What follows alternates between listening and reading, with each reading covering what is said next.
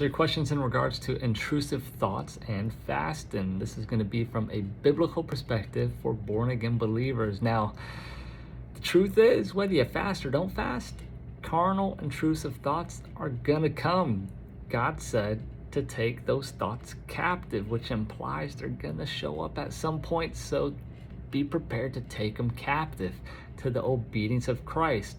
Think of it like this: when you wake up in the morning, you expect the sunlight to be out there. Or when you go out at night, you expect the darkness to be out there. So you might bring a flashlight or turn on your car headlights. Or let's say winter's around the corner.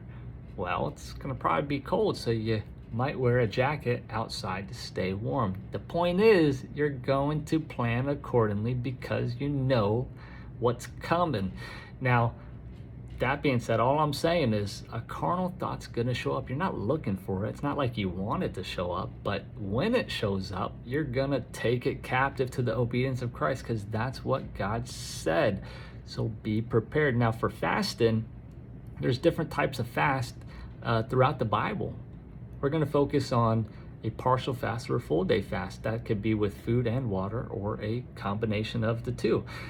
Maybe you fast breakfast and lunch and then eat dinner, or maybe you fast all day and you don't eat or drink. Now, during that time, you're spending it with the Lord. You're not going around telling everybody, hey, I'm fasting, check me out.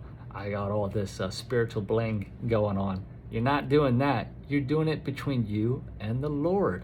And during this time, you're going to see some interesting things start to occur, and it's going to be a benefit to you. It's good to do. I recommend actually doing it as a part of your lifestyle. If you do a daily fast or a partial fast, incorporate it, once a week, once every 2 weeks, once a month.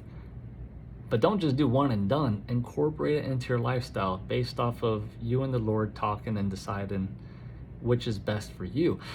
Now, that being said, a lot of people talk about fasting in regards to the father who brought the child and said your disciples couldn't cast it out. And then Jesus says this kind comes out by prayer and fasting. However, I'm going to focus on something a little different here. Jesus addresses the problem from the get-go. He says, faithless generation. So what was the problem? It wasn't the demon. It was their faith. They were less. And Jesus says this kind comes out by prayer and fasting. What kind? The faithlessness. So when you fast, it positions your heart in such a way to believe and trust what's written, to trust what God says, to trust Jesus, and not believe the lie, so that when you speak the truth, things manifest according to God. Be blessed in Jesus' name.